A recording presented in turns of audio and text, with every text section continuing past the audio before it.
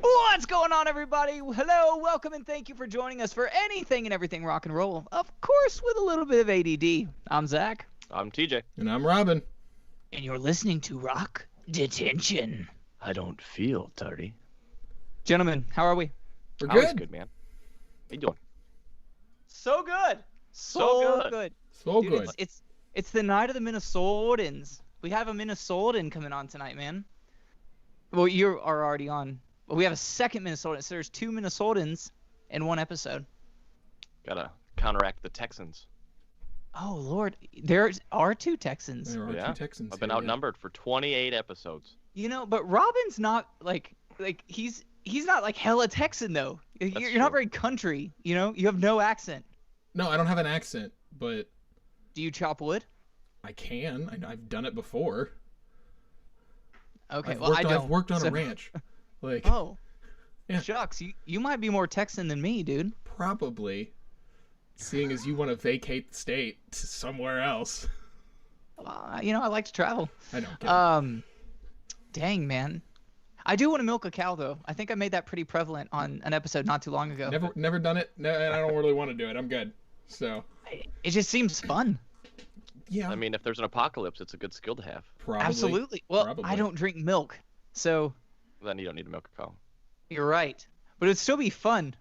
But I could milk an almond or a Do cashew. you know how much water it takes to make one almond? Like, someone like put the whole thing together, and it's something like 1,000 gallons of water to one almond, or something crazy. Yeah, it's I don't know if I believe that. It is something absolutely. It's in Daniel Sloss's thing when he's talking about the vegans and their arguments and everything. Well, for all of you watching out there this evening, if somebody could let us know in the comments how many gallons of water it takes to grow an almond, that would be fantastic. Is it almonds or am I thinking of cashews? It's a nut that takes like a ridiculous amount of water to grow. I think it might be cashews. Huh. I think I may be crazy. Never mind. I don't know. You could Perhaps be. It's a pecan. It could be. I know it's not pecans because I've got family okay. with pecan orchards. So Thanks for saying it right. There's some weird ways people say Pecan? pecan. Pecan. Yeah, oh my gosh, when someone says Pecan. pecan pie, I'm just like, get out. Just Hey, leave. Billy Crystal's a legend, bro. There goes him and being on the show. You just made fun of him. Get out. Gar. I do want to Hey, say you one know- thing. I want to give a shout out to Heidi, the lady that Zach and I met the other day at the Galleria. on, Heidi? If you've tuned in, great. If not, thank you so much for the follow when we were sitting there and the lovely conversation. So Cheers to you. I'm not drinking a beer right now, but if I were, well, cheers to you anyway. Cool. Well, guys, let's get this ball rolling. Ladies and gentlemen, all the way from New York City, please welcome guitarist, producer, dad, YouTuber, and my good friend, Connor Ingstrom. Woo! Woo woo! Thank Wee-yee! you. I'm so glad to be here, guys. That wasn't practiced at all. I love it. How are you, man? Good. I'm excited to just like hang out and, I'm excited for that ADD part of the rock plus a little ADD. That could definitely happen. And word on the street says that you might be a little bit of a nerd as well. A little bit. A lot of it. a lot of it. Yeah. Dude, Robin, I wanted you to be more surprised, but yeah, dude, you and him are gonna have a lot in common. Dude, you have a what is it, a video game rock band or something? I was looking through your link tree list and I can't remember exactly the phrasing, and I was just like, okay, this guy and I we're gonna get along. Yeah, it's my band, the Tiberian Sons. It's a symphonic metal video game cover band. Fantastic. That's it's a awesome. mouthful. You know what? I have epic. seen some of y'all's videos, and it's really rocking stuff, man. And you know what, Robin? Didn't we in Drum Jam? Didn't we cover a Halos? Yeah, we attempted to cover the Halo theme. We did a decent job at it for what it was, but yeah, like that it was. I was really missing the strings, like really missing. There's like what we did was really really cool for the fact that it was just 4 guys and like 5 or 6 of the Lake Travis choir kids. yeah, we did the Halo theme, and I was like, Cool. that guitar on it. What is it? I believe it was specifically was it Halo 2 that introduced the guitar into the theme? I think Steve Vai actually did like the session work for that. Yeah. Really? Yeah, it's because I believe it was, I think it was Halo 2 that had that added the guitar into the theme, and then it was Halo 3 that actually had Incubus do the theme, and they did a pretty interesting version of it. I believe it was 3. It may have also been 2 as well, because they went like Halo blew up, and then 2 they just like threw all the money at it, and Microsoft was like, there might have been an Incubus track in the second one, because they did 4 total. I was just playing it the other day. Nice. I was on that level. Of course you were. Yeah, Halo 2 Mjolnir Mix is the one that has Steve Vai on it, and then Breaking Benjamin, Blow Me Away, that was Halo 2. Yep. Yeah, there's a lot of good music in that series, like, you know, soundtrack wise and other stuff they brought in. Oh man, because Bungie, for anybody that doesn't know this, Bungie is the company that actually made Halo, and then Microsoft was the what's the word I'm looking for? They were the money behind it. Publisher. The publisher, yeah, so that's the word. I was like, oh, there's a word for this. So Microsoft is a publisher, and Michael O'Donnell? Marty O'Donnell. Marty O'Donnell, because it's Marty O'Donnell and Michael something. Like they were the two partners. Salvatore. What? Michael Salvatore. Yeah, that's what I'm thinking of. He was at one of the Rock of Ages shows on tour. Yeah. Oh, cool. He came to one of our shows. Yeah, I heard about that. But like they did all the music for Halo, and then when Bungie moved on to a game called Destiny after Halo was done, those two guys came on to they did the first soundtrack for it, and then they fired them, and I was like, what are you doing? Like, how could you fire these people? And it blew my mind. It blew everybody's mind, because we all play it, and it's just like, what? Like, what are you doing? Yeah, and the music was such like an integral part of the series. Like, people remembered it because of that main theme. It's crazy. Oh, I would go so far as to say that those two guys changed the way that music was used in video games. Like, yeah, it's actually what got me. Symphonies. Yeah, and that's what got me into doing, or really interested in soundtrack music that was like heavy, metal stuff, but incorporating a lot of orchestral elements. Mm-hmm. And yeah, I actually did a cover years ago of the Halo theme. I've always loved that soundtrack. And last year, with a buddy of mine, Viking Guitar, he's another awesome video game metal cover artist, and we did a cover, an updated version of what I had done like 10 years ago or something. Oh, nice. It turned out awesome, and Marty O'Donnell actually re-shared our video on his YouTube page. Oh, dope! That's awesome. Yeah. Man. Yeah, that's like he's one of those guys that's kind of like on my list that, if I were to ever like be a part of something like that and he were to share it, I'd be like, validate it. If everybody else in the world can hate it, if he liked it, I'm good. So, you know what? Now I'm curious. How do you? So you can reshare someone's video on your page, but they still get like all the plays. Yeah, it's like, they try to integrate like social media features into YouTube, right? Because every social media platform is trying to compete with all the other ones. So it's like, ooh, Facebook added stories. YouTube has stories now too. TikTok has short videos. Oh, YouTube has that now too. So there's like there's sort of a wall on YouTube now, and you can share photos and stuff. Robin, we need to look more into this, because we've had several guests that like want the .mov of the whole show. But if they want that, let me know. I can just send it to them. I can Dropbox it to them. But it would be nice to be able to drive the traffic to the channel. Because if they have the .mov, then they can just put it on their channel, and that doesn't really. Well, yeah, of course. This is the first I'm even hearing about the fact that you can share a video on YouTube, someone else's video. Yeah, because at first I thought you were talking about Twitter. I was like, are they? Did he just share like the link on Twitter or something? But if he's sharing it on YouTube, that's pretty cool. So, YouTube, righteous. All right. Well, I would like to get this started. with I want to go back in time real quick. I want to start with what's your history, dude? Where are you from, and why music? Who are you? Man, I guess I don't have like the coolest backstory, but when I was like the first time I ever picked up a guitar, I was maybe 6 years old. I was like digging in the closet and I found my mom's classical guitar and had a lot of fun playing that, just like figured out melodies. And I remember I figured out a melody, might have been Mary Had a Little Lamb, on 2 strings on a horribly out of tune guitar. And then once my mom found out I was doing that, she's like, "Oh, here, let me tune this for you."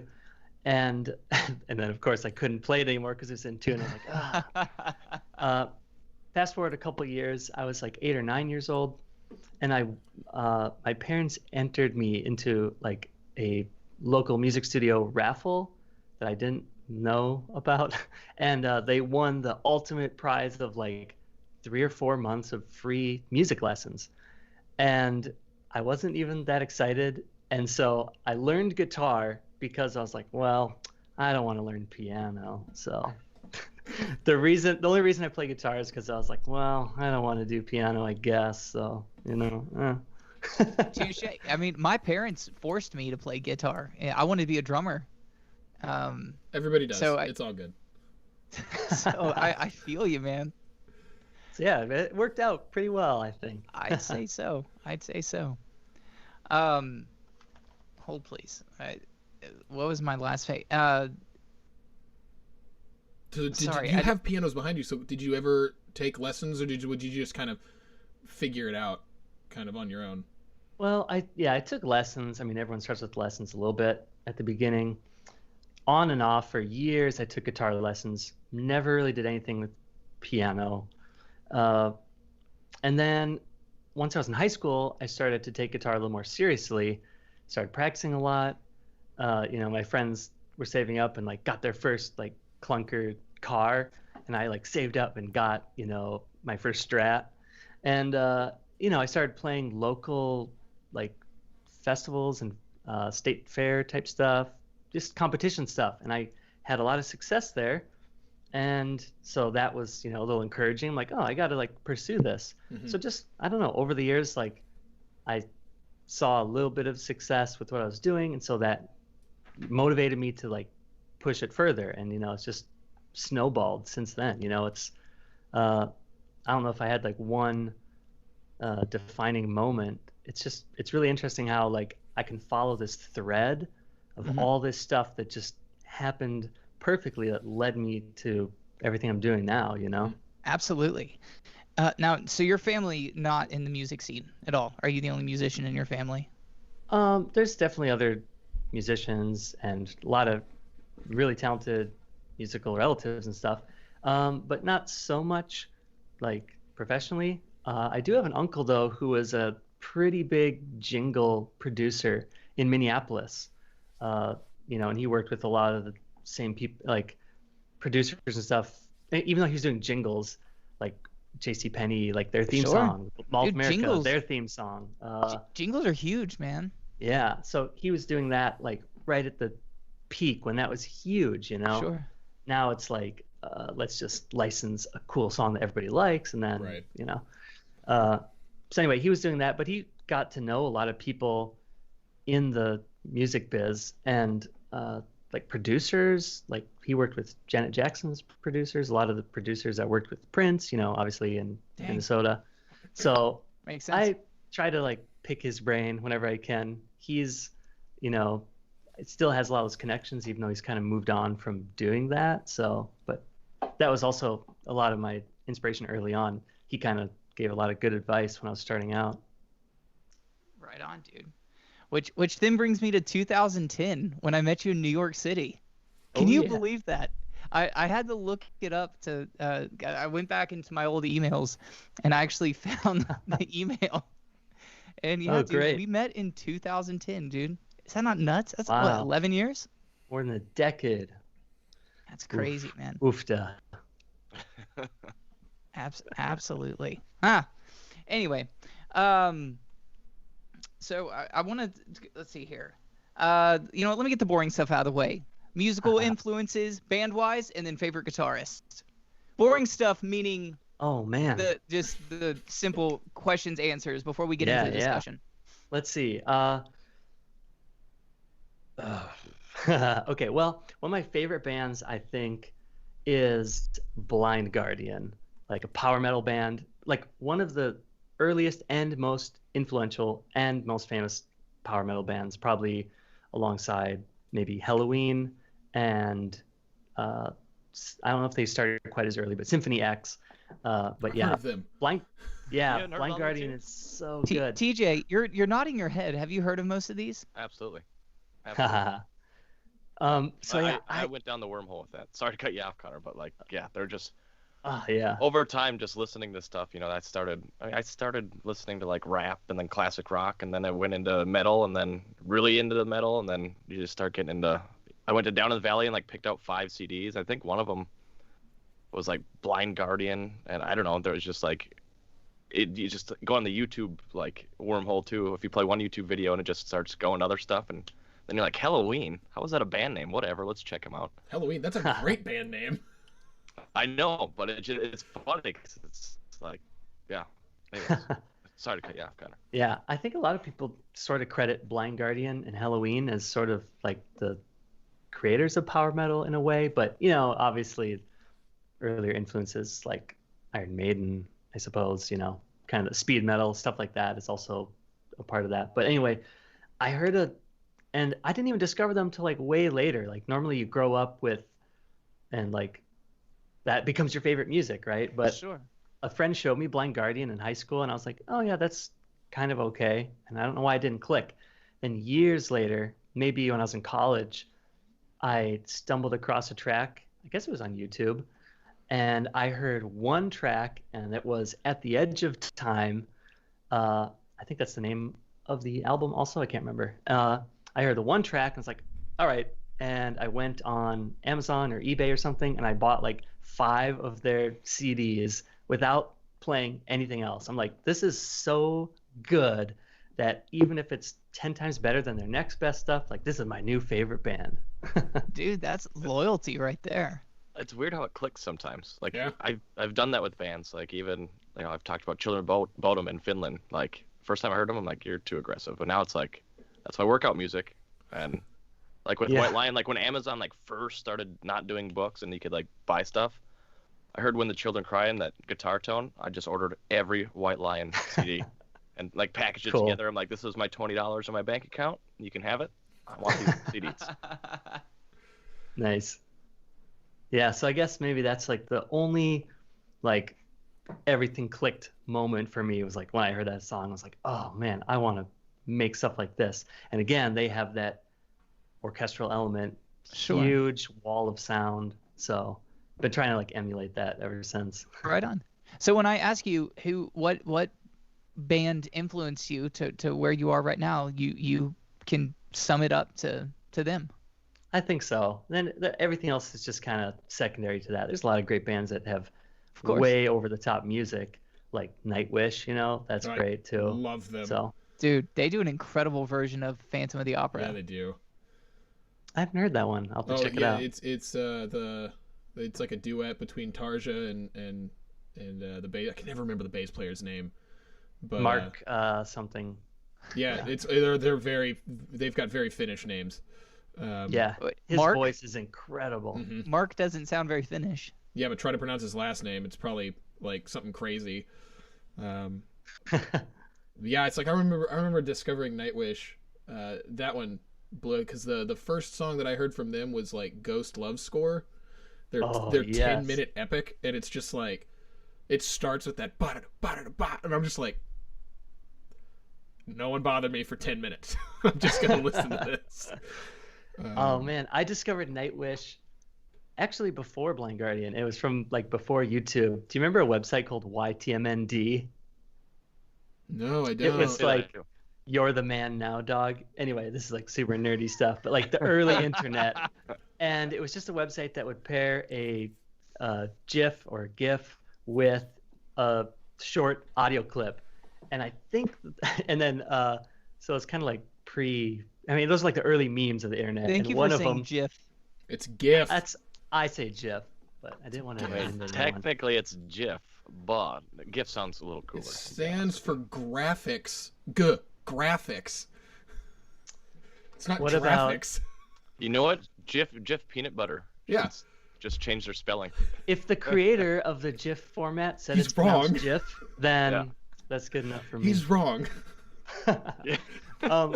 But yeah, one of the first Wait, memes, does the creator say GIF? Yeah, he says Yeah, GIF. he does. And like He was It's at GIF. he was at a tech conference and he had this epic. I think it was the theme from 2001: Space Odyssey. Can't remember the name of that track.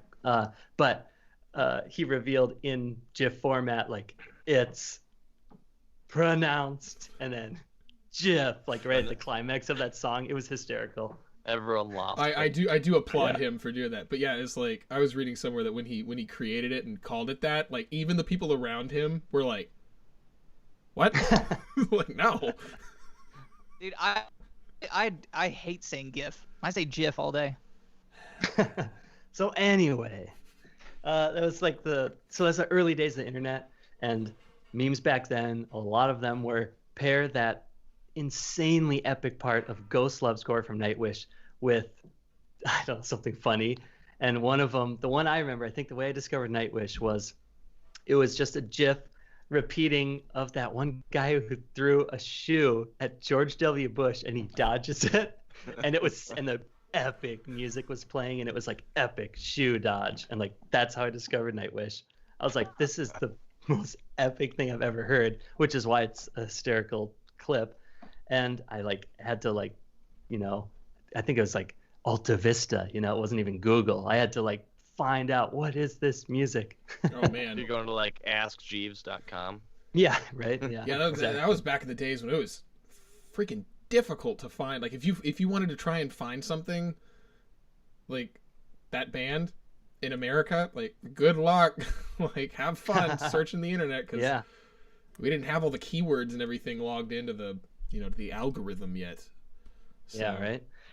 And I think I think Zach was telling me this the other day, we're all exactly the same era. We're all Same born Yep. 89. All born in 89. This is the first show we've had everyone that's 89 on the show with a guest. Wow. Think about that, boys. Hey, it was a good year. It was a really good year. Left-handed. And that's All right. man, when the internet, when YouTube first started hitting, I'll just never forget, or E-Bombs World and stuff. Oh, E-Bombs man. World. There you could spend days on there. It was between, I just remember it was probably 2004 to 2007. Any of my friends would if we found something on the internet, it was either from E-Bombs World or Newgrounds. Those are the two sites that Newgrounds. everybody. Remember there's some fun games on there and stuff too. Yeah, they both had a bunch of games. I mean, Newgrounds was definitely more of the games, the flash games and whatnot. Yep. And E-Bombs was more of just the comedic material. But it was just those two sites. It's okay, that's all that existed to us for. I'll never years. forget. I don't know how many hours we spent on this game, but it was so entertaining in high school. But it was this drunk guy walking down the street, and you had to balance him with the mouse. And the further you got, the drunker he got, and the harder it was to keep him going. And it sounds so stupid, but it was so entertaining. Oh yeah. What's It's the one where you Quap. click the helicopter one? Where you click the mouse and make the helicopter. You know what I'm talking The, about? the Flappy Bird before Flappy Bird. Yeah, well, Yeah, they had right? Jetpack Joyride too. Yeah. back in- that was fun. You got to delete some of those games so you can be productive some days. And Oregon Trail. Okay. Yeah, Oh, Oregon flash. Trail was way before all of that. I'm sure I got the floppy disk somewhere. I just remember 5-inch, or was it 5.5-inch floppy disks, the real thin The ones. big Oh, yeah. ones. Yep. I remember asking my niece one time. I was like, "So the save icon, do you know what that is? That's an image of?" She's like, "No, it's just the save icon." I was like, "It's a floppy disk." She was like, "What?" The what? Do what? Pulled one up and showed it to her. She's like, "What is that?" I was like, "This is what came before CDs." I think there was a meme out there that was "Oh, my dad 3D printed the floppy disk, or the save icon." The save icon. Yeah, right. It's Oh, the one that got me, recently was it was some video on TikTok of a mom asking her kids "Hey, hold your hand up to your ear you're talking to someone on the phone."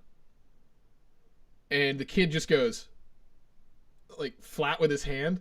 I was just like, what? And I didn't think it would bother me, but like for the rest of the day, I'm just going, what? Okay, guys, on the count of 3, hold your hand up like you're talking to someone on the phone. 1, 2, 3.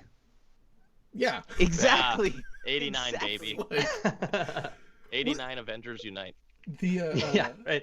It's like No, that was more like a Captain Planet moment. You know? Oh you know? yes.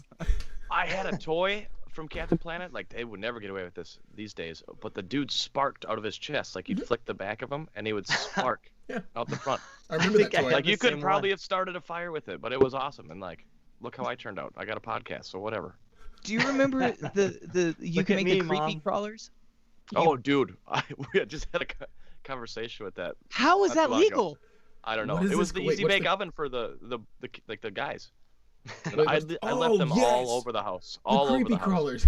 You squirted that like it looked like glue, Yeah. and then you put the little metal tray into the oven, Yeah. and Comes out as it it got bloody hot, dude. Yeah.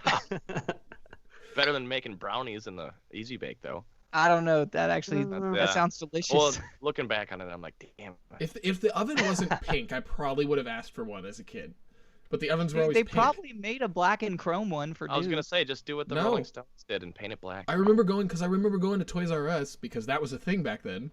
I remember That going was to the Toys R best. Us and like actually looking around, and they only had easy bake ovens in just that pink and white for the girls because they were marketed for girls, and we were marketed that creepy crawler thing.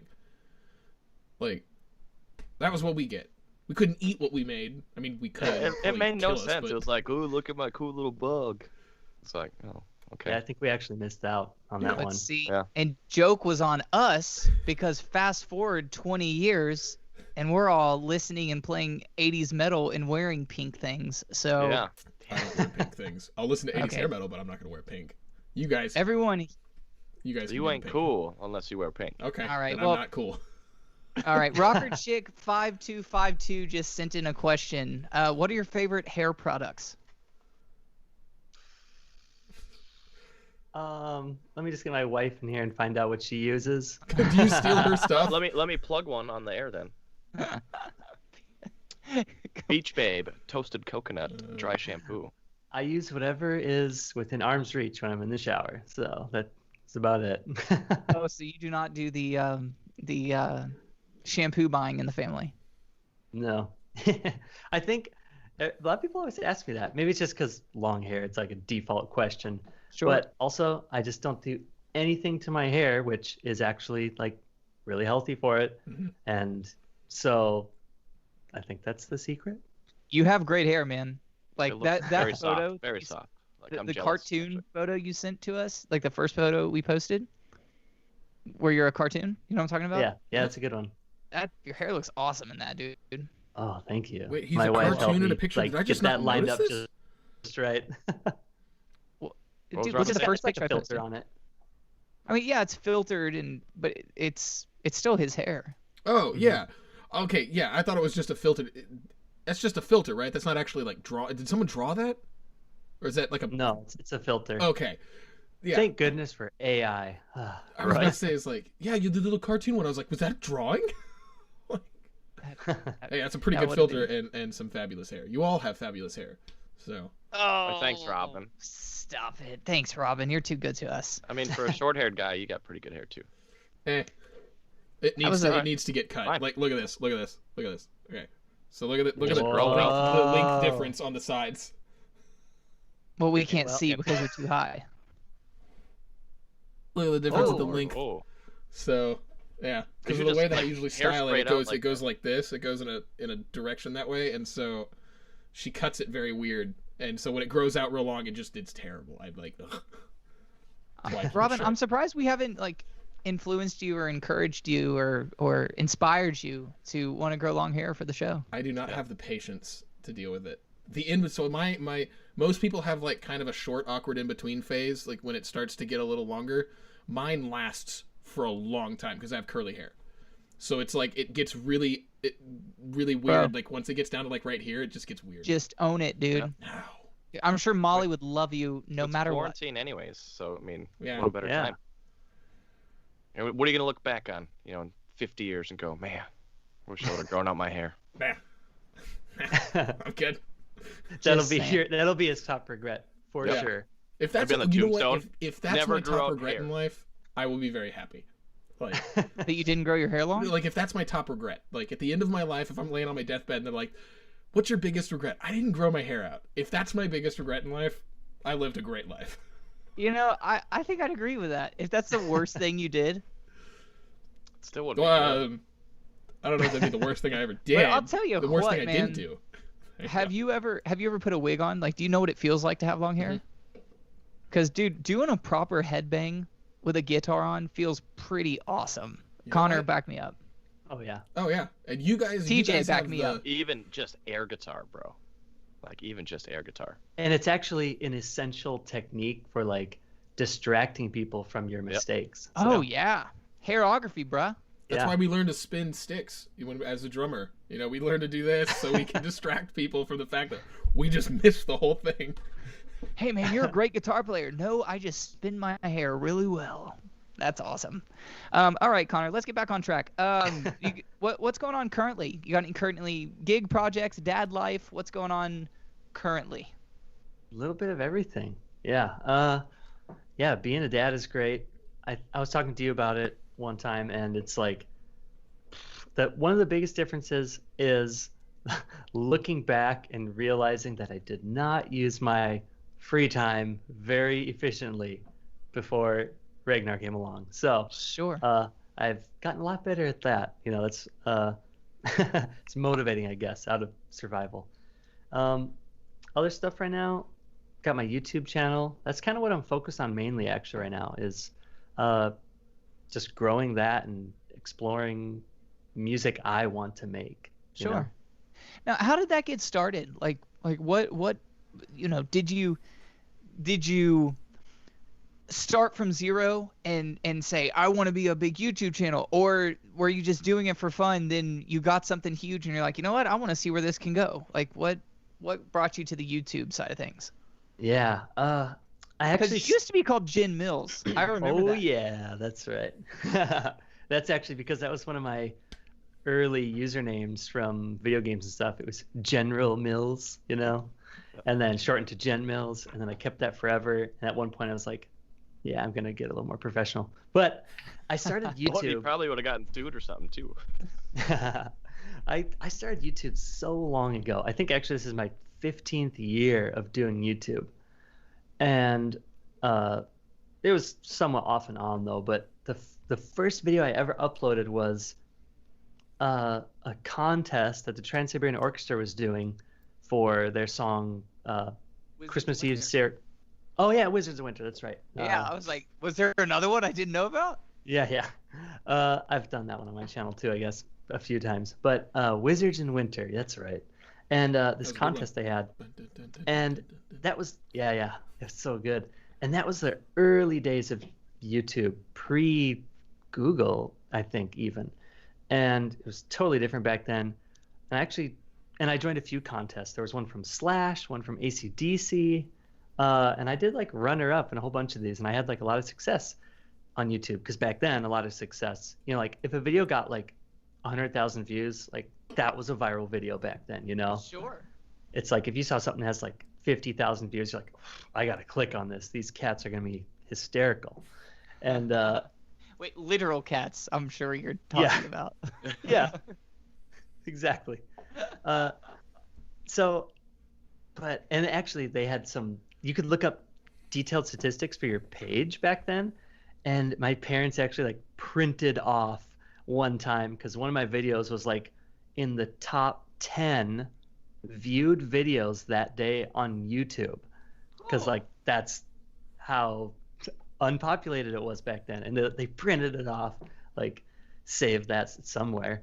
And man, I guess looking back, it's like I should have kept that momentum going, but I just did it super on and off. Did not have any vision of where YouTube was gonna be 15 years later. But then, like you were mentioning, like something that triggers, you know, setting it off. A few years ago, a good buddy of mine, Anthony Nuccio, and I recorded a metal rock cover of Let It Go from Frozen. And we were like years late. Like everyone had already done it like 2 or 3 years before then. But we were on a cruise ship at the time earlier, and then we couldn't do a video till years later. And we recorded that, put it up, and randomly, like a year, 6 months or 6 months after I uploaded it, it just blew up. I think it might have been So at first, it didn't do anything. It was kind of slow. Yeah, just like all my other videos. I don't know. Sure. And I think it was maybe like the Tonys, something around that time, maybe caused the algorithm to like just catch it somehow.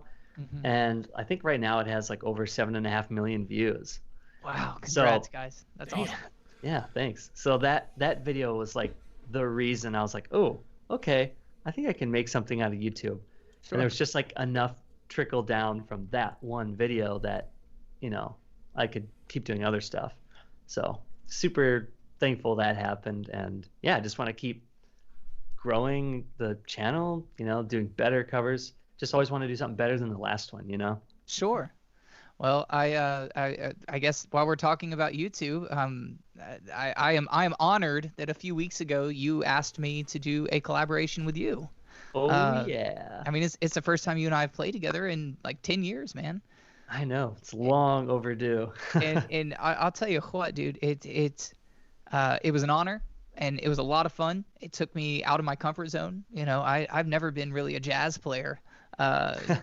And it was just it was super fun, and I think Robin might have a little clip from it. Do you have that pulled up, Robin? You sent me the clip, and it's definitely not a jazz part of the song. So just because you just said jazz, and I'm like, this is not a jazz part. But so correct me if I'm wrong. So it's just the solo section. We're just doing it's like this 30-second little clip, and it's Zach first, and then you. Yeah, Zach solos, we harmony solo a little bit, and then I solo. Okay. You know, everyone gets a chance to solo on my So the song. single note stuff is me, and then the shred-tastic 5000 is this guy. I mean, Connor, I am so proud of you, dude. I mean, play the clip, roll the clip, boys. It's out of this world.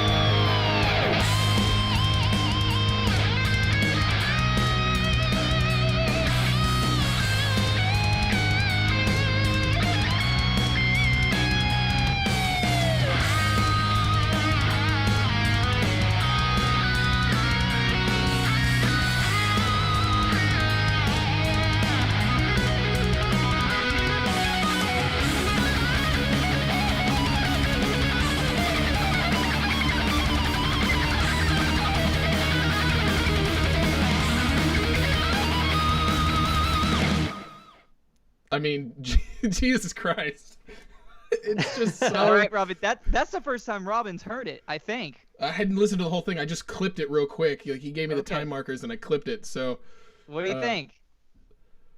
I mean, Connor, do you teach? Because, you know, Zach's kind of looking for some... No.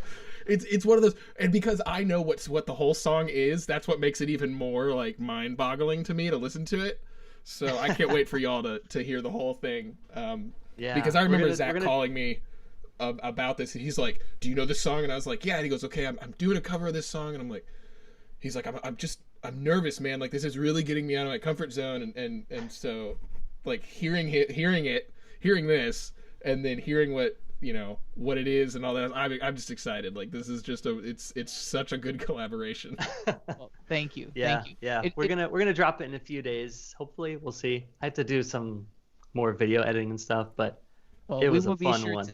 We will post it on all our socials for y'all to hear when the video is released. But no, so some of y'all don't know that Robin is very well versed. You know, he's not just a rocker. He does a lot of different genres, and in fact, he's really big in the jazz world. And so that's why I was calling him. I was like, dude, I got to do a jazz part. And so I actually sent him the clip of what I ended up playing. I was like, dude, is this okay? And Rob was like, for your first time playing jazz, that's pretty good. Thank you, Robin.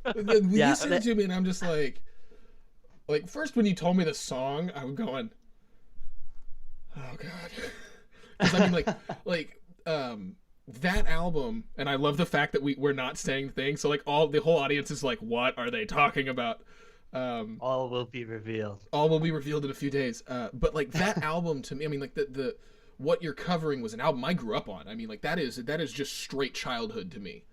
And so to hear it done this way, to be done, because it's like I've heard so many metal guitar players take jazz tunes and like do their own thing, and I'm just like, that's cool, yay. To hear it done this way, it was like, okay, wow, not only are these guys doing just such an amazing job at their genre of music, they took a jazz tune, put it into their genre, and like knocked it out of the fucking park. So bless you, brother. Yeah. Thank you.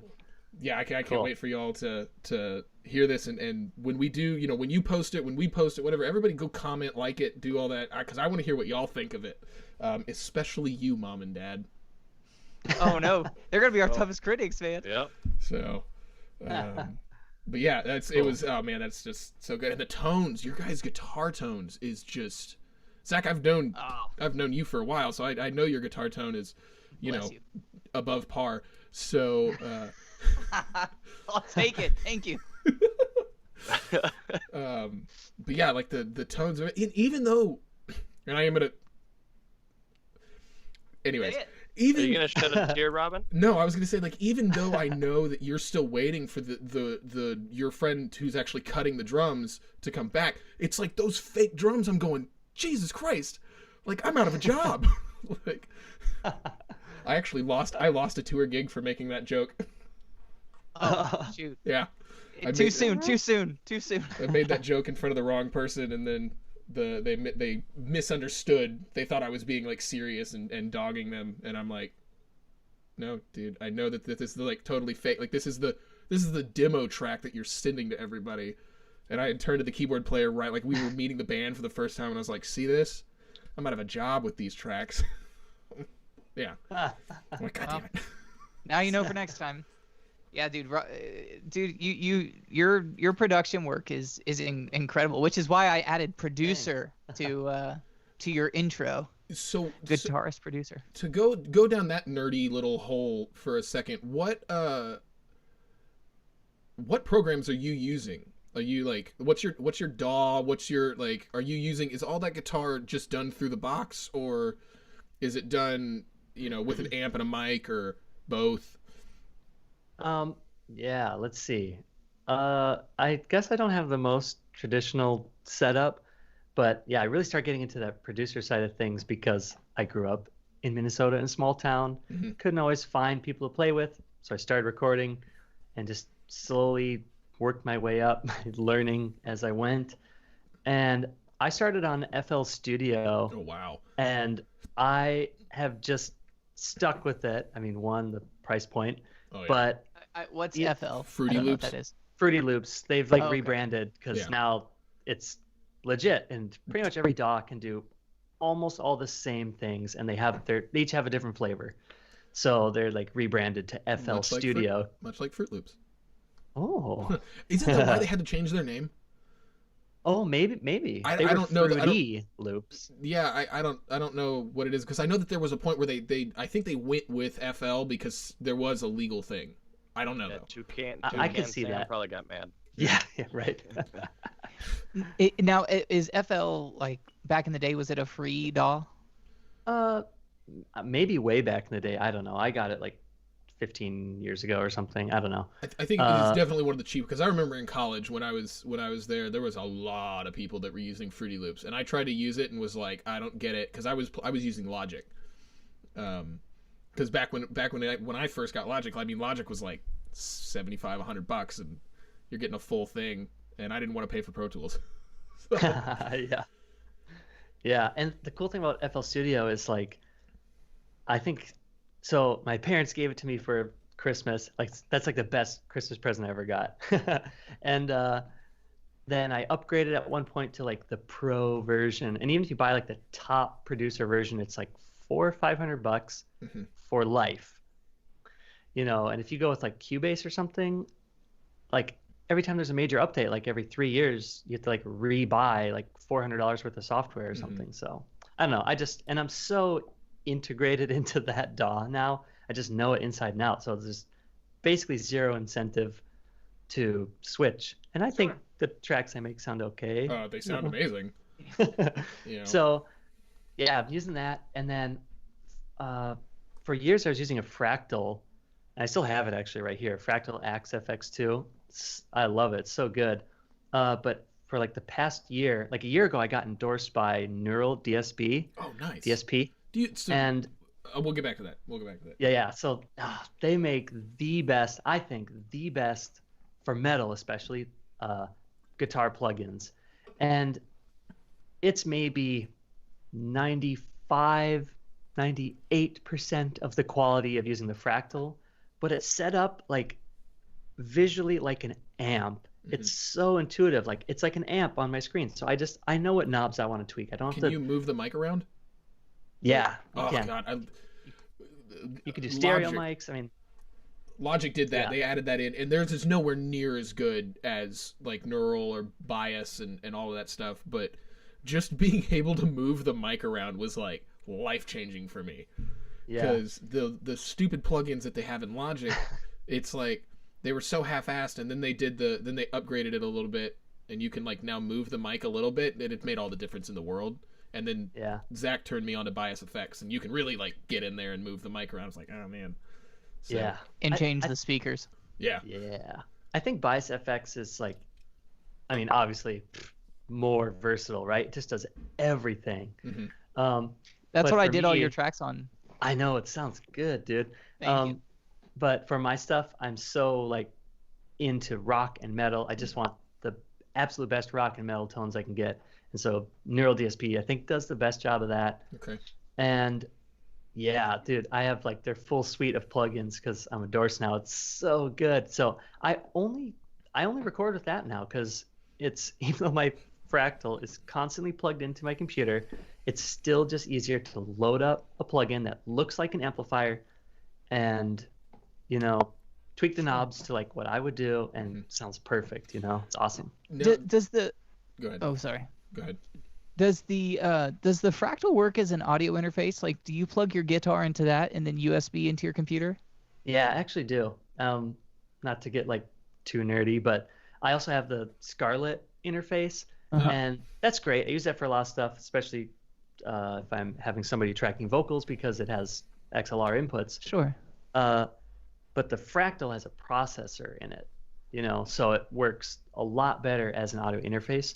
So even though I'm using not the Fractal for hardly anything anymore, you're just using it for A to D conversion. Yeah, exactly. So Gotcha. And the processor is great, so I can get super low latency with like insane plugins running.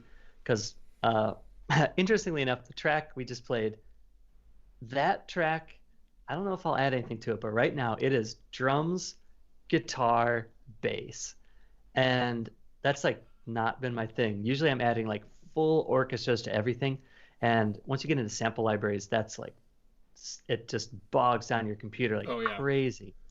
So I built a new computer last year that could handle that, and then using the Fractal as the audio interface is like, oh, so good. These huge awesome plugins running orchestras with like zero latency is amazing. Awesome. What orchestra plugins do you use? Because I'm actually looking for new ones that actually have really good sounds. Yeah, I use the Hollywood strings or the Hollywood orchestra. It's from Sounds Online or East West Quantum Leap. I don't even know how they brand their own company. They have like 3 names to their company. But they have something called the Complete Composers Cloud, and you can just rent every single one of their plugins for like $30 a month, sort of what like Adobe does for all their stuff.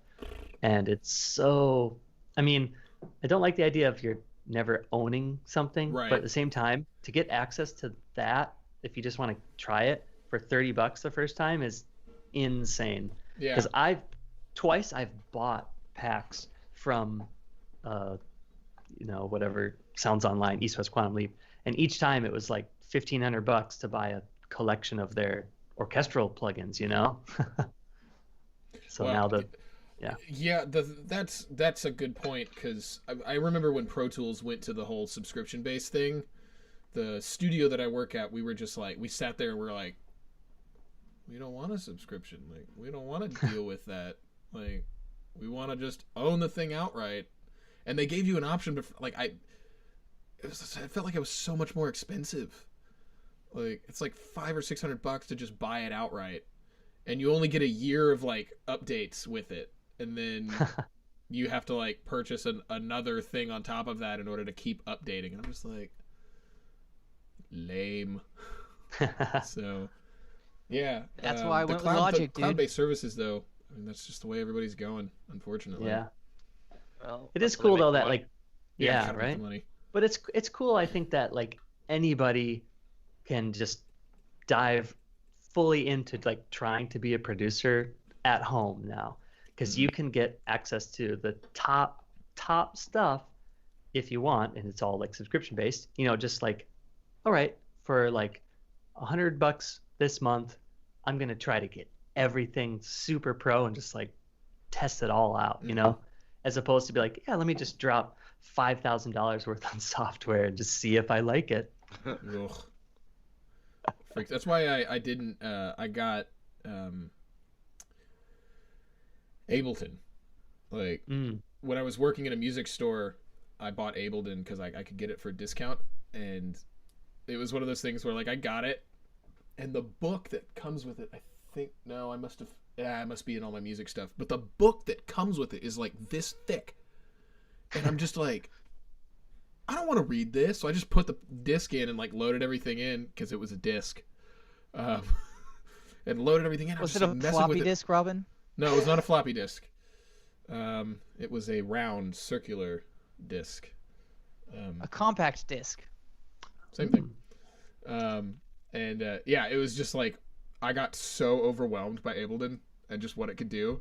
I never really used it. I was like, So. Yeah, maybe that's an advantage of like how we got into stuff. We didn't have access to all the pro stuff right away, so we didn't get overwhelmed, right? Yeah, exactly. Or you get something like I'm assuming that because I've never messed with Fruity Loops. I'm assuming that FL has a bunch of their own plugins that come with it. Yeah, a whole slew of them. Yeah, like Logic's got the same thing, so it's, you can open up a lot instead of like going and buying, $150 plugin compressor. You can just use the Logic one and then mess with it, learn how it works, and then go, okay, yeah, this is an okay compressor, and okay, now now that I know how this works, I'll go buy the nice one, and you can buy one plugin at a time now, so instead of buying thousands of dollars worth of outboard gear. Dude, I still love GarageBand. I really do. Hey, it takes some people, a little longer to take the training wheels off, but we love you anyways. Dude, all the stuff I did for you, Connor, was in GarageBand. Yeah. Yeah. Dude, wow, Apple really knocked it out of the park with GarageBand. Like, I remember when they invented that, and they put it on their first computer, and like we started using it at the church that I was at, and I'm just like, wait, this is free? They're like, yeah. I was like, what? Yeah. And they had like I can't remember, it might have been just like hair metal or glam metal or glam 80 or something pedal, and I was like, that's a thing? Yeah. That's fantastic. Oh man. Are you talking about in the guitar part? They're like just little pedals you could choose. Yeah. There's like you could do like your Marshall stack with the glam pedal or something. I was like, oh. I love it. I love it. Cool, man. Staying on track. Let's go back to your past, man. I want to talk some of your, we talked about your YouTube channel. Let's talk about the cruise ship, man. Oh yes, good times. Well, So we we'll- could even go back like earlier. I was going to say to how you and I met, because that's ultimately what led to the cruise ship even. Touche. Go for it, big boy. Yeah. Well, Zach and I, like you said, 2010, was it? 2010. Oh my goodness. Well, that was when we met in New York. Yeah, that's right. In the hotel lobby. Of that hotel. I was like, you have long hair. I bet we're here for the same thing. Yeah. Oh, that was great. So, Zach and I were both called into an audition for the on-call reserve backup band for the Trans-Siberian Orchestra, and we both went to the same audition together. And yeah, I showed up in the hotel lobby, and I don't know if we had our guitars with us or anything. I think we must have, but like we saw each other, long hair. We're like, are you TSO, right? Yeah, TSO. Okay. And so yeah, that's how we met. We went to this like 2-day audition / clinic with Al Petrelli, and it was like eye-opening. And I'm sure like if we heard ourselves now, we probably both sucked back then. But yeah, that was life-changing, getting that experience. I believe it was either the year before, it might have been the year before for me. I actually flew down to Florida and met with Paul O'Neill, the guy who founded TSO, and had an audition there. And now, was it how did you get involved with them? Was it through the Wizards and Winter video? Oh, yeah, actually. So they actually found me through another YouTube video, because that's still sort of like, 2009, maybe 2008 is when they first found me. So like the early YouTube stuff I was doing. And they saw a video of Canon in D, like a kind of metal rock version. Sure. That everyone was doing on YouTube back then. There's a guy named Fun2 who made it famous, but it was actually a version arranged by Jerry C. I think I remember that version. Yeah. Sit in his bedroom with the ball cap like covering his face. Yeah, I do. That was like one of the first YouTube videos. Oh, yeah. I remember that. One of the first viral music videos. It's just that kid in his bedroom. But anyway, they found a video of me, and they said, like, after we called you, we saw you actually entered our contest. So this is totally unrelated to the contest, but that's kind of funny. You entered our TSO song contest on YouTube. That's awesome. But anyway, I had the audition with Paul. I guess went okay that they called me a year later. Zach and I met in New York. The following year, I started as a backup guitar player for TSO, like behind the scenes, not touring or anything. And I believe the year after that, Zach joined, right? Maybe something like that. So we were in that band for a few years. So that was a lot of fun. Absolutely. And there's a dude, Joel Hoekstra. Maybe you guys have heard of him. Love that guy. In a little band called White Snake. White Snake. White Snake. And yeah. And everyone else, dude. I mean, not to mention Cher, Night Ranger, Rock of Ages. Like if you listen to the Rock of Ages soundtrack, that's all Joel. Just to name a few. The stage play soundtrack or the movie soundtrack? Stage. Okay, stage play. The Broadway. He has a cameo in the movie though. He does, yes. A lot of cameos. Dude, I saw that movie like in theaters with some friends that really wanted to go see it, and I was just kind of sitting there, and I'm like, I loved it. Oh, I thought the movie was great. It was cute. It's like, okay. And then it's like in the middle of when they're doing like We're Not Gonna Take It, I was like, is that Dee Schneider? Like, wait a minute. I don't think Dee was in the movie. I thought it was. Isn't that Dee Schneider? No, it's Skid Row. Sebastian Bach is in it. Oh. Okay.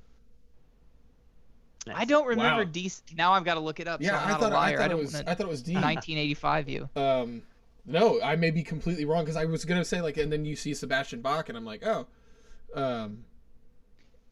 but yeah, I just remember like in the theater just like looking at it, and then a few years later I watched it again, and I was like, wow, there's a lot of cameos in this movie. So yeah, cool. And apparently Tom Cruise actually sang in that thing, so I was impressed by that too. Allegedly. So. So anyway. it was Joel's connection to like the Rock of Ages, I guess, family and all that. A few years after the TSO thing, he just sent me like, or I don't know if he sent me the email or somebody from Rock of Ages like reached out to me and they said, hey, we're looking for somebody to do. There were only like a few official productions of Rock of Ages at the time because the rights hadn't been released, right? I think there was Broadway. Vegas was that Vegas happening in the ship, and then on the cruise ship. So like some guy just called me, and it just seemed like so fake. Like they just gave me this offer like out of thin air. They're like, hey, so yeah, we have this gig doing Rock of Ages on a cruise ship, blah blah blah. We got your name from Joel Hoekstra, so do you want to do it? And because Joel referred me, I didn't audition or anything. Like some guy just called me up, and I just like one day was like doing nothing. Next day he's like, yeah, we have this job, you want it, and can you also decide like in the next day or two? And it's like you go on a cruise ship for like 6 months at a time, and wow. Like this is a lot to process. Can I call you back tomorrow at least? And he's like, okay. So that's crazy. Took the gig, and it was awesome. I mean, when you're doing the production shows on cruise ships, it's awesome. There's a lot of tough jobs on cruise ships where you're working like 60 plus hours a week. The lounge band. Yeah, I got offered a lounge band gig on a cruise ship, tough. And I immediately was like, nope, I'm good. Yeah, and there's a whole long side story, but basically, the Rock of Ages cruise ship gig, other than like specialty one-off things, the Rock of Ages cruise ship gig is the best musician gig on any cruise ship, due to some crazy behind-the-scenes things where some guys fought for better pay and a bunch of stuff. But anyway, right on. Such a good gig, and had a blast playing that. I think I played like hundreds of shows of that, and Sure. Well, you did 2 go-rounds, two 6-monthers, right? Yeah, plus a few fill-in contracts. But anyway, awesome experience. Man, I did so many cool things on the cruise ships. Met such cool people, a lot of rock vocalists. The guy who sang "Let It Go" for my video that then blew up my YouTube channel, met him. And I toured with him for a year. That's right. He was the lead of the tour Rock of Ages. Met all those people there. A lot of cool people, and met my wife on the cruise ship. Like, I mean, talk about life-changing, getting that gig. You know. You love that cruise ship. Would you do it again? Do you love the cruise ship life? If I went back in time, I would do all the same stuff again. Right on. I wouldn't do it now, I think, because 6 months would be kind of tough to be away from home now. I should have reworded that. I meant back in the, if you weren't married and didn't have kids, would you do the tour? Yeah, do the same thing. Right Come right back to where I am right now. That's awesome, dude. That sounds like a lot of fun, man. Where all did you go on the cruise? Mostly the Caribbean. I guess leave a comment if you want to know anything about any specific islands, because I've probably been there.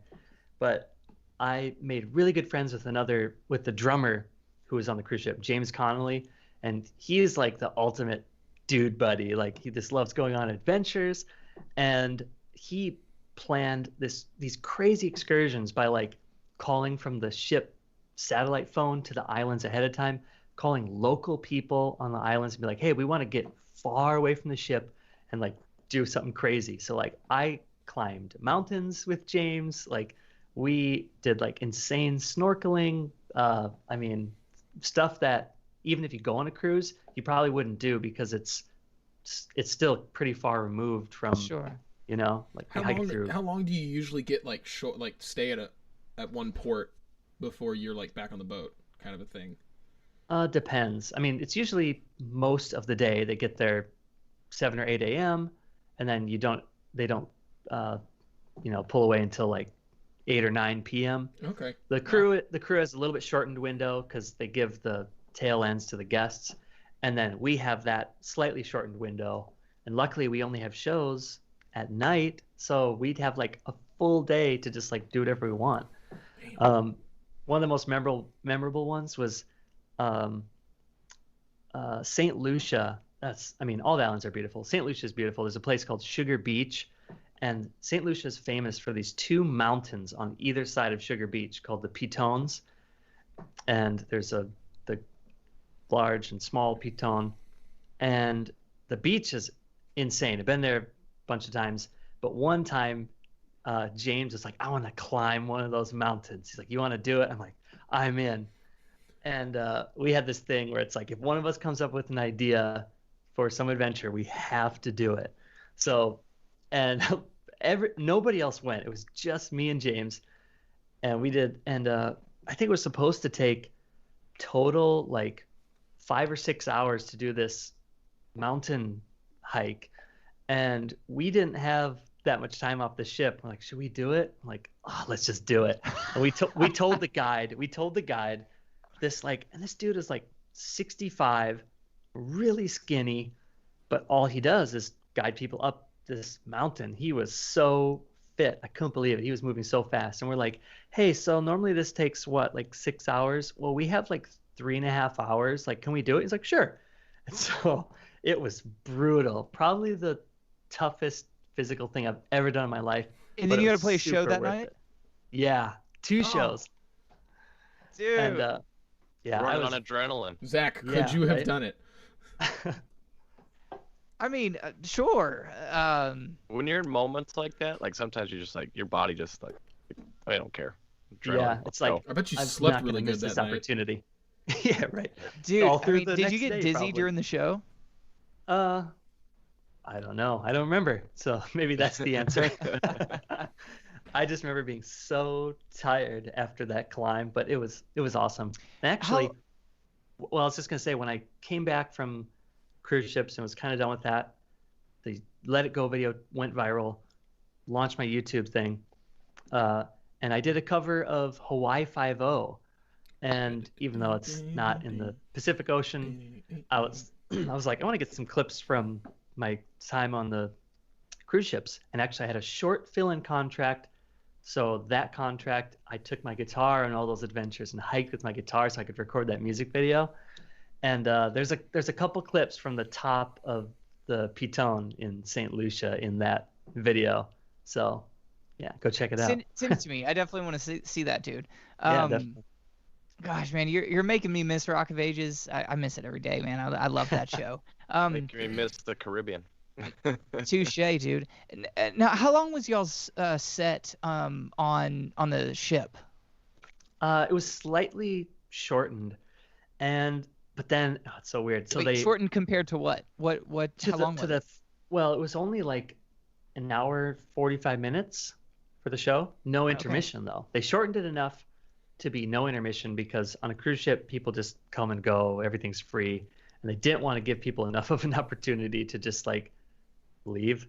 Sure. Because part of the reason of having the shows is actually just crowd management so that not everyone is eating at the same time. Funnily enough, that's what it's for actually. So they didn't want people leaving if there was an intermission. So that's why they shortened it slightly. So we had like an hour 45 minutes. And over the years, they kept wanting to add in more of the original jokes. So I think it ended up being about hour 50 minutes, no intermission. Well, I think Broadway's 2.5 hours with an intermission. How long was the Vegas one? Didn't you say the Vegas one was like just 45 minutes? No, it's 90. Oh, 90 minutes. 90 minutes. It's an hour and a half. Because Vegas shows they want people gambling. So yeah. Well, and so like when we went and saw you on the road in San Antonio, we had an intermission that night, right? For the tour? Yes. Yeah. 10 minutes. Yeah. Yeah. Because I was like, that felt like a Broadway. It was Broadway musical length to me. Sure. You know what? I'm thinking back to Vegas. I feel like the first set was like 50 minutes, and then there was 10-minute, and then the last was. You know what? I think the Vegas set is very similar to the ship set, so it's probably an hour 45. Okay. But most Vegas shows are around 90 minutes.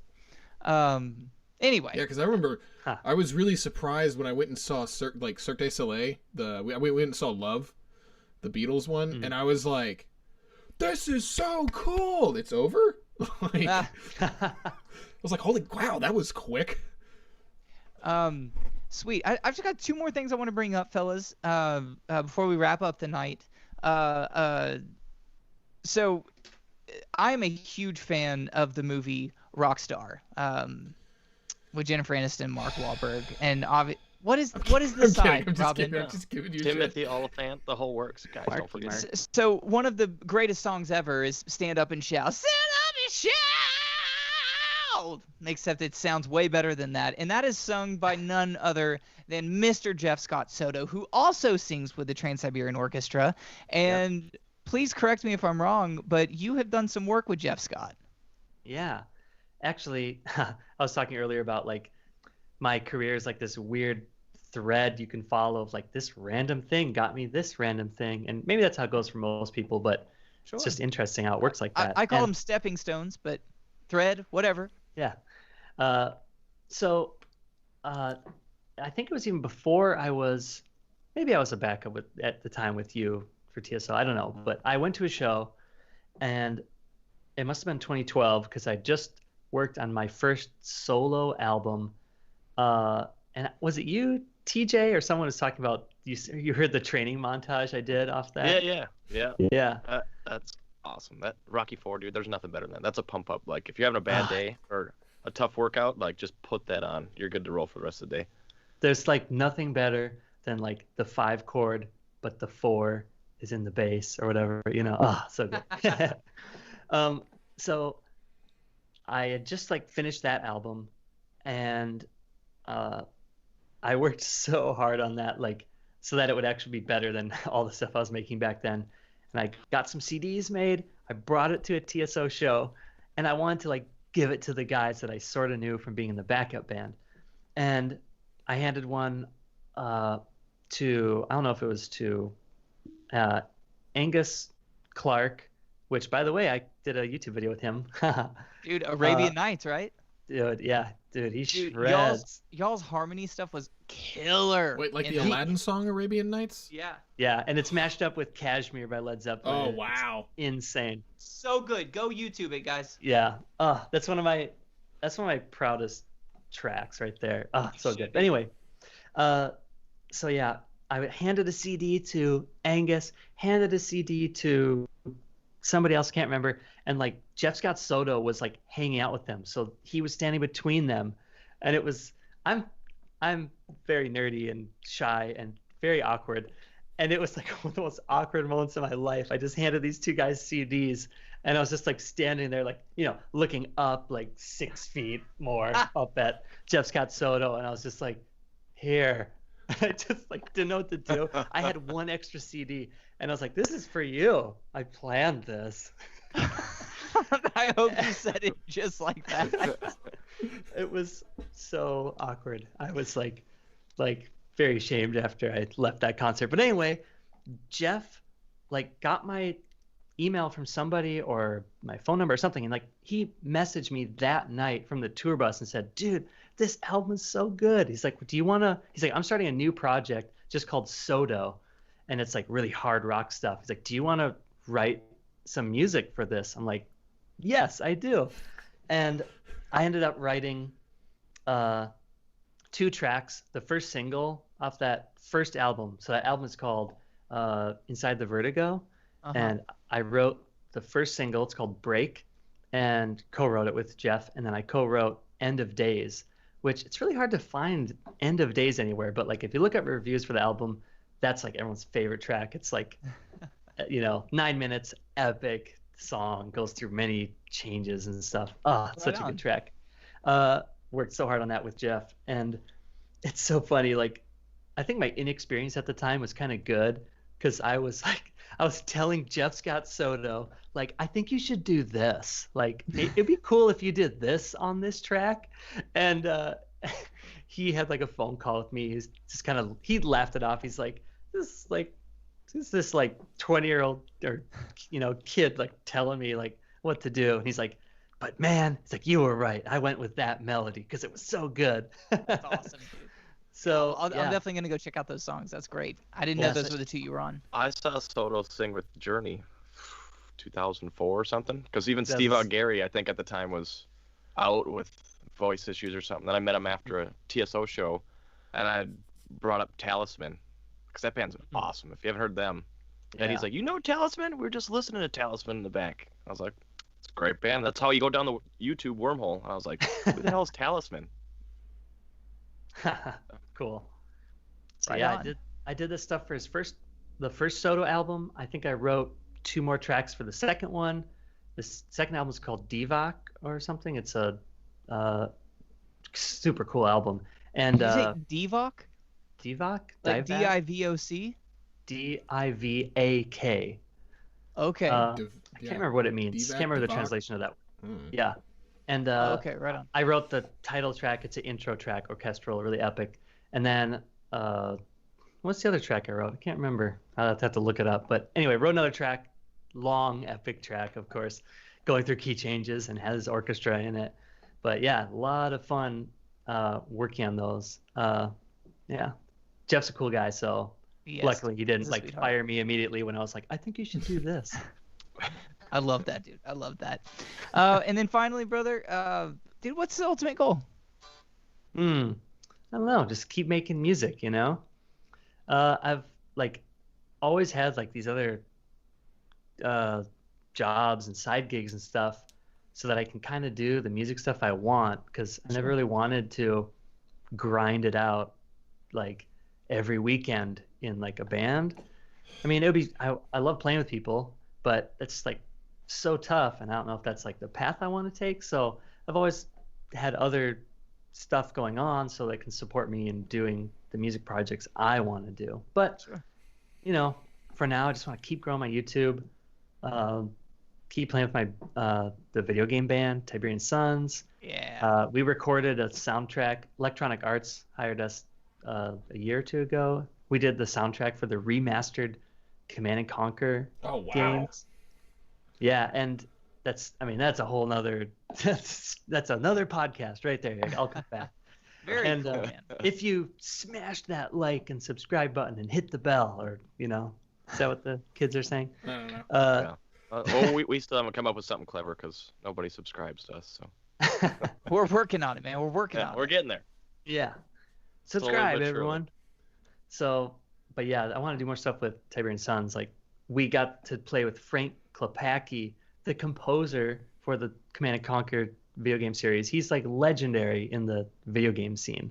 So like, just crazy. We got to play concert with him, and the response was so good. Electronic Arts was like, we want you to record the remastered soundtrack. Like, yes. And it's, Frank just writes brutal, like grinding metal stuff for games, but then he kind of mixes it with, he's an amazing funk artist too. He plays with the Family Stone, actually. Whoa. He's so good. And I think he sits in with Asia also. I mean, he does everything. And yeah, so his tracks, it kind of reminds me of a little bit of like Rage Against the Machine. You know what I mean? It's kind of funky, but really heavy. Yeah. And yeah, so playing that kind of music is awesome. So hopefully we get to keep doing more stuff like that. Maybe they'll remaster other games in the future, but yeah. A new Power Rangers game. We need it. Oh yeah, I did a Power Rangers cover. I saw that. It's fantastic. Good Very song. cool. You I'm ever dive into Mega Man? Because that stuff is meant to be metal. Oh yeah, Mega there's Man some. is meant to be metal. Oh, I yeah. thought I've never heard it. I'm sure someone's done it, but if you need any ideas, Terminator 2 cover. Metal. I have done that. I did a Have you really? super short version. Like I did like a minute cover just to test out some new sample libraries. I need to revisit that. That's a good idea. Oh yeah. Have you ever done Just any? be sure to give TJ some credit. Have you ever done Yeah. any of the Final Fantasy soundtracks? The Tiberian Sons has. We did a song, and actually I should give more credit to Tony Dickinson. He's like Tiberian Sons is like his brainchild. He's the bass player right now in Trans-Siberian Orchestra. Just ridiculous producer. Oh my goodness! Ridiculous bass player and guitar player. Yeah. Do you guys? It's so okay. frustrating. Do you know? This is just a really random side story, but do you know Davey 504 on YouTube? No. The meme bass guitar player. He's like I only slap bass because anyway, he does a lot of meme stuff, really famous on YouTube, and he's an incredible bass player. Anyway, Tony beat his challenge of like playing every note on the fretboard as fast as possible, and he beat who's the other artist who tried Davey 504's challenge? Another like famous like metal bassist or something. Tony beat out that guy too. Like, yeah, Tony's He's insane. a monster, dude. Yeah. So he did this insane arrangement of Final Fantasy stuff called, the original track is called Dancing Mad. I'm trying to think if that's from Final Fantasy 6 or 7 or 4, because it depends on if it's the Japanese release or the American release, what number they used. But anyway, that track is insane. We called it Prancing Dad instead of Dancing Mad.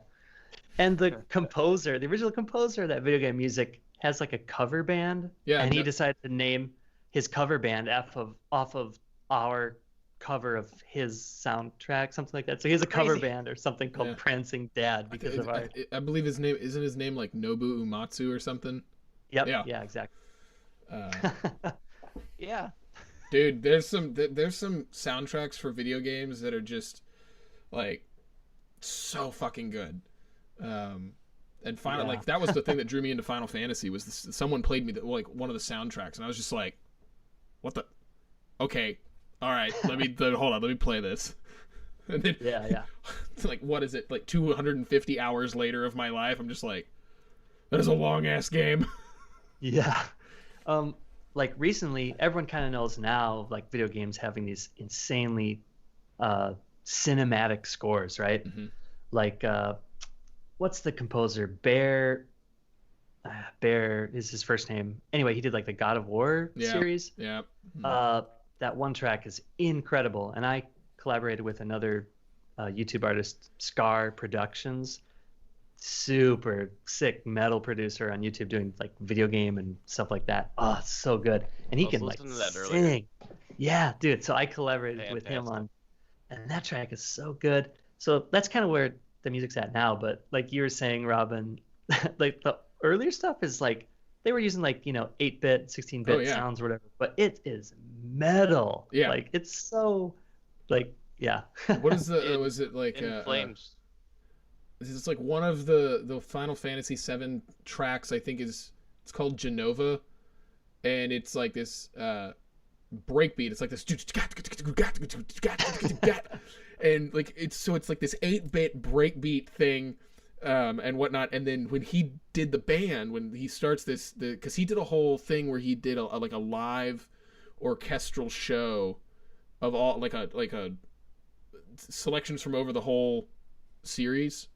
Like a video games live kind of a thing. And so he did that song, and like when the guitar, like live with an actual drum set, and like the guitar comes in, I'm like, okay, yeah, wow, he took this metal.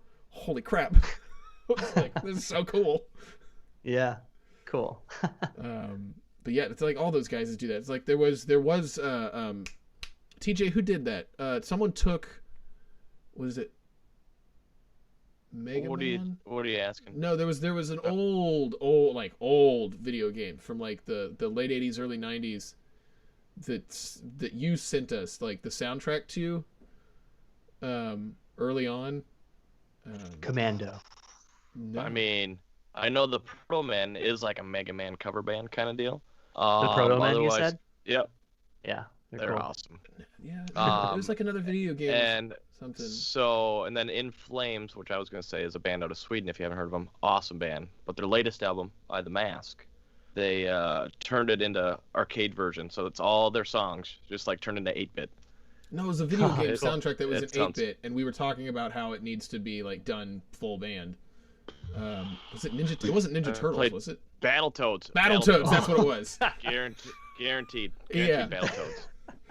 Like, E.T., right? It was E.T. Did you know that there is like a place? It's a landfill. Yeah, like a landfill in like New Mexico or something, where like they literally just buried them because they were so terrible. And then they said no, we didn't. And then Netflix made a documentary, and then I got sucked into that too. Wait, there's a documentary? What's the documentary? E.T. You can tell me later. Gone Home. Yeah. Zach, you'll have to check out. I know, like Zach's the ultimate '80s rocker, dude. The Proto Man. There's a track they have called "Light Up the Night." That's like always in my workout. That's always in my workout playlist. It's good. Like the ultimate '80s montage song. So good. I'm gonna write this down. What's it called? "Light Up the Night" by the Proto Man. The Proto Man. Yeah.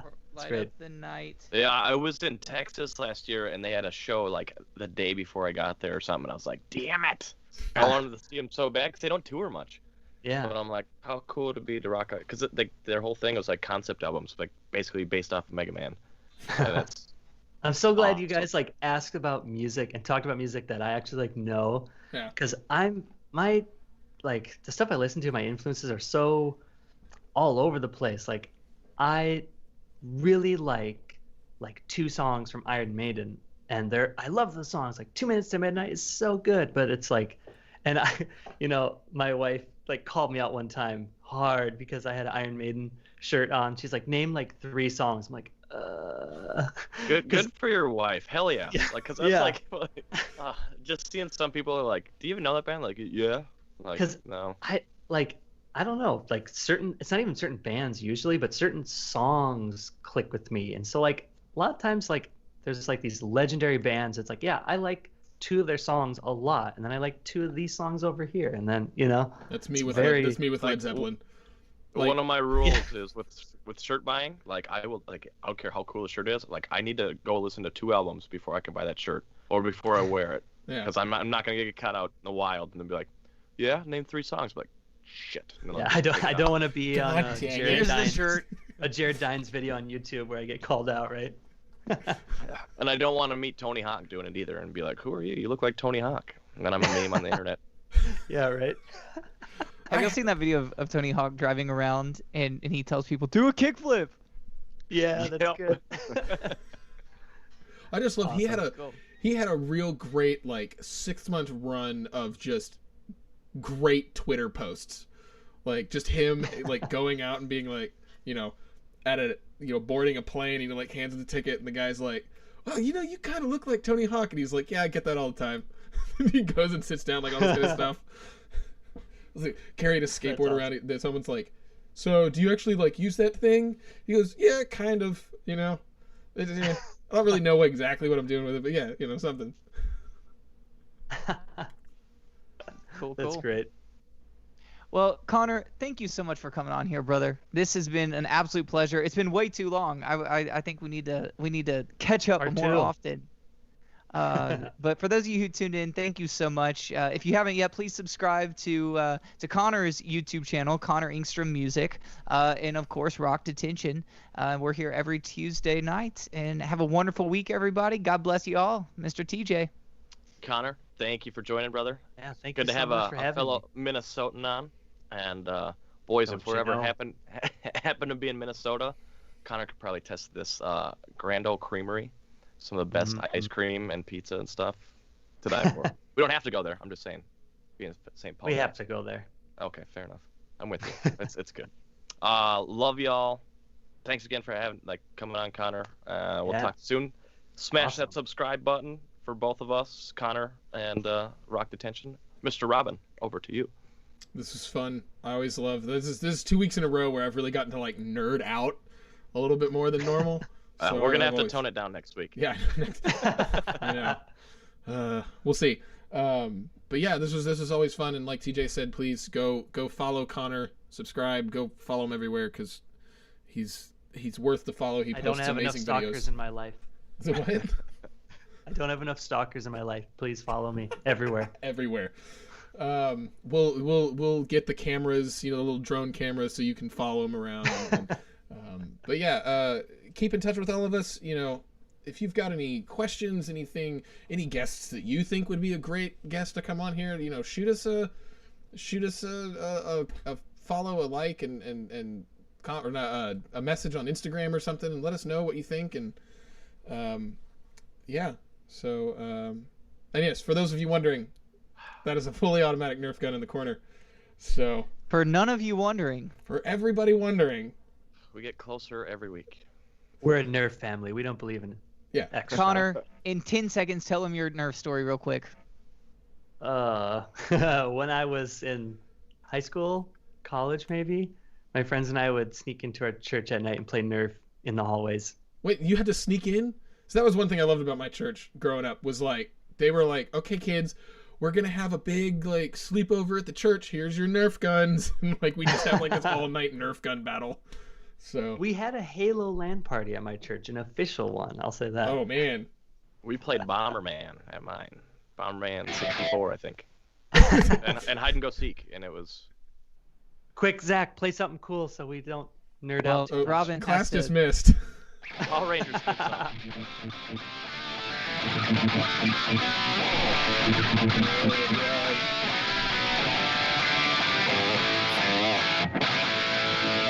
Is this thing still on? Did you ever like get anybody like in the eye with the Nerf guns while you were playing?